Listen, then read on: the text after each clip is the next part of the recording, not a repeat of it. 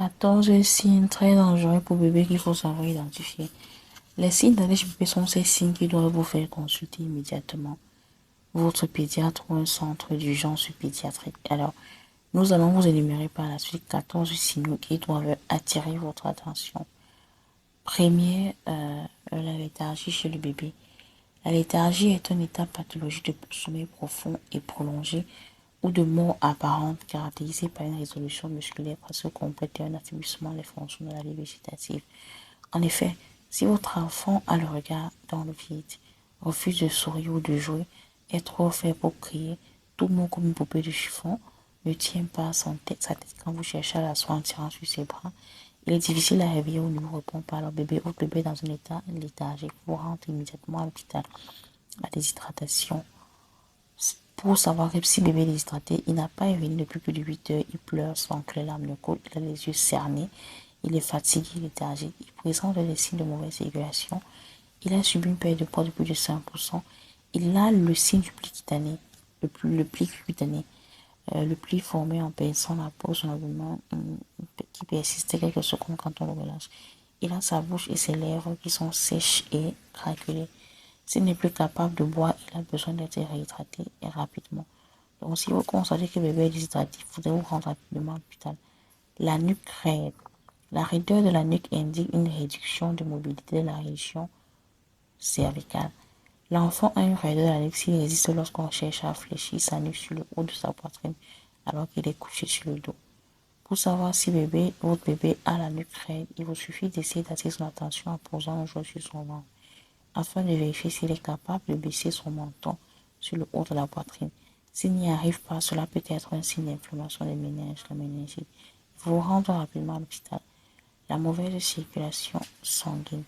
Pour connaître si votre enfant manifeste une mauvaise circulation sanguine, il faut prêter attention aux signes suivants. Les mains et les pieds sont froids, il y a une pâleur extrême, rythme cardiaque rapide, temps de recoloration prolongé, temps de recoloration de la circulation des doigts prolongé, fatigue. Alors, pour mieux analyser le temps de recoloration des orteils des mains il faudrait appuyer fermement sur les ongles des pieds ou des mains et relâcher en sous pression. La peau doit se recolorer en 2 à 3 secondes. Si ce temps de recoloration est prolongé, c'est un signe de mauvaise circulation. Il faudrait vous rendre à l'hôpital rapidement. Les difficultés respiratoires. Comment savoir que le bébé a des difficultés respiratoires? S'il fait beaucoup d'efforts pour respirer, s'il gémit à chaque respiration, s'il gonfle son ventre à chaque respiration, s'il fait des pauses respiratoires et a de la peine à reprendre son souffle, s'il y a de l'absence entre ses côtes, sous le sternum et à la base de son cou, se creuse, s'il y a les narines qui se dilatent. Là, il faudrait vous rendre rapidement à l'hôpital. Les taches, si bébé a des pétéchis, c'est-à-dire les taches violacées. Il ne faut pas confondre les taches violacées avec les taches de naissance. En effet, si votre enfant a de multiples taches violacées sur la peau et qu'elles ne disparaissent pas lorsque vous les essuyez, elles peuvent être la résultante d'une infection sévère telle que la méningococcémie ou des troubles de la coagulation. Il faut vous rendre rapidement à l'hôpital. Autre signe de danger chez le bébé, les vomissements.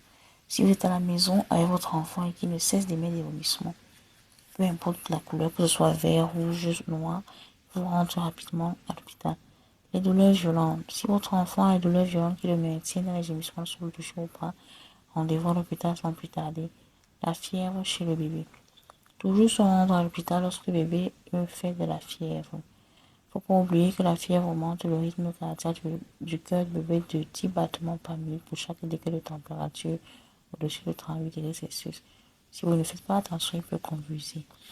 L'irritabilité également est si dangereux chez le bébé. Pour savoir que votre bébé est irritable, il pleure sans que vous ne trouviez la cause de ses pleurs incessants. Il hurle quand vous cherchez à le toucher ou à le bouger. Il est inconsolable même dans vos bras. Ça peut être la conséquence d'une douleur importante, d'une grave infection, soit rentre à l'hôpital. Le ventre ballonné et dur. En cas de douleur au ventre chez votre enfant, prenez-le sur vos genoux et le palpez sur le ventre. Si vous pensez que son ventre est tendu et dur, même en dehors des pleurs, et qu'il cherche à respirer votre main en pleurant, il faut consulter son pédiatre rapidement. Autre signe dangereux, les douleurs à un testicule. Ne jamais négliger une douleur au testicule car il peut s'agir d'une torsion testiculaire qui doit absolument être opérée dans un délai de 6 heures. Autre signe de danger, les troubles et l'état de conscience. Si votre enfant a des propos incohérents, il est difficile à réveiller, il répète sans arrêt les mêmes choses, il ne présente pas un comportement normal, il est désorienté, il est important de se rendre rapidement dans une structure hospitalière. Cela peut s'agir d'une intoxication, d'une infection, d'une lésion de la peau. Alors, si bébé urine et boit trop, ça c'est un autre signe de danger. Si votre enfant urine très souvent et de grande quantité et a tout le temps soif, s'il boit plusieurs litres de liquide par jour, il est plus fatigué et a perdu beaucoup de poids. Il peut s'agir des symptômes d'un diabète. Il faut prendre rendez-vous sans tarder chez votre pédiatre pour effectuer les examens de sang et d'urine. Alors, s'il y a des signes de danger que vous n'avez pas compris, vous pouvez les mentionner en commentaire pour une meilleure explication.